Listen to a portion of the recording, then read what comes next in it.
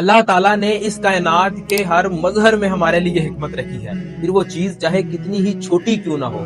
اللہ تعالیٰ نے قرآن مجید کی ایک سورہ کا نام عنکبوت یعنی مکڑی رکھا ہے، اور مکڑی کی تخلیق میں ہمارے لیے سائنسی اور سماجی دونوں اسباق موجود ہیں۔ سورہ عنکبوت میں ارشاد ہے کہ بے شک گھروں میں سے سب سے کمزور گھر مکڑی کا ہوتا ہے، کیا اچھا ہوتا اگر وہ جانتے۔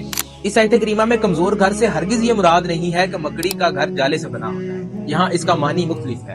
مکڑی جب انڈے دے دیتی ہے اور انڈے دینے کے بعد وہ اپنے ساتھی مکڑے کو قتل کر دیتی ہے، اور جب انہی انڈوں میں سے بچے نکلتے ہیں اور بڑے ہوتے ہیں تو وہ اپنی ماں یعنی مکڑی کو قتل کر دیتے ہیں۔ کس قدر ظالمانہ نظام ہے مکڑی کے گھر کا۔ تو اب سوال یہ پیدا ہوتا ہے کہ اس سب میں ہمارے لیے کیا اسباب ہیں؟ اس آیت کریمہ میں مکڑی کے گھر کے اندرونی معاملات کی طرف اشارہ ہے، یعنی اندرونی دشمنی اور خانہ جنگی۔ یہی چیزیں ہمیں سب سے زیادہ نقصان پہنچاتی ہیں۔ اگر ان آیت اور اس صورت کی مزید تفصیل میں دیکھا جائے تو ہمیں بہت سے فتنوں کی طرف اشارہ ملتا ہے۔ اب اگر ہم سائنس کی بات کریں تو سائنس نے بھی مکڑی کی زندگی سے حیرت انگیز سبق سیکھے ہیں۔ مکڑی کا ریشم وزن کے لحاظ سے اسٹیل سے زیادہ مضبوط اور لچکدار ہوتا ہے۔